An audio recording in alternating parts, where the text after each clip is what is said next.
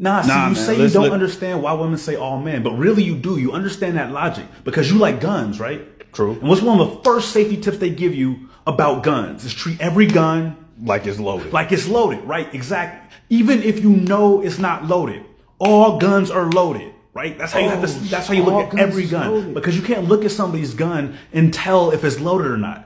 Right? Women are doing the exact same thing because any man could be her assailant. She can't look at a man and be like, oh, that's the good one. So she treats all men like they're potential assailants. The same way we do guns. It's the same. Yeah, no, go ahead. Man.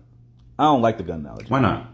Because people ain't guns. Okay, yeah, no. So that's not how analogies work, right? Analogy's not saying one thing is another thing, right? Because if it were, you'd be able to use that argument with anything. If I use the snake analogy like Muhammad Ali did, you'd be able to say men aren't snakes. If I use like a poison food analogy, you'd be able to say men aren't food, right? The only thing you'd be able to like accurately compare men to would be other men, right? So let's just do that. Let's use only men. Let's just use men, right? Let's say you're in prison. You didn't do it. The justice system failed you, okay? It can happen to anybody, right? And whatever. 1 in 6 inmates get stabbed in prison, all right? Okay.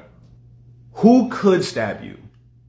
Anyone. Anybody in prison could stab you, right? Okay. Yeah. So who are you going to be cautious of? Alright, okay. Everybody. You're going to be cautious of everybody. You're not going to... Who do you give the benefit of the doubt to? Like, what if somebody's really nice? No? Everybody. You're cautious of... But isn't all men the same as racism? No. But I can see why you say that, so let's talk about it.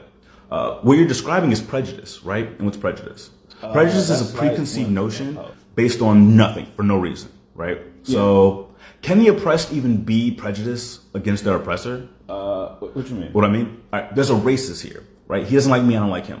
Why doesn't he like me? Because you're Because black. I'm black, right? That's for no reason. Why don't I like him? Because he's racist. Because he's racist, exactly. So because he's oppressing me, right? That's a reason. A cop says, be wary of black people, don't trust black people. Why is he saying that? Because he's racist. Because he's racist, yeah. My mom says, be wary of cops. Why is she saying that? Oh, Because cops kill black people, right? Yeah. Do all cops? No. Do most cops? No, but I don't know which one, so be wary of all of them, right? Yeah. Being cautious of your oppressor isn't prejudice, that's protection. Now, see, it's not fair that you calling me a threat. Like, I don't want to be seen like I'm a monster. Okay, first off, I never said or suggested that all men are anything, only that they could be, and women have no way of telling. Second off, a woman being cautious of you is not the same as treating you like a monster. You tell your kids to be cautious of all strangers. Not because all strangers are kidnappers, but because any of them could be. You know, I got a question for y'all. Because you talk about, is this a discrimination against men? And you're talking about you don't want to be seen like a monster. And you said that you don't like the way I'm phrasing things. 1 in 6 women are sexually assaulted. And 96% of the time, it's a man doing it. How come y'all didn't ask about that?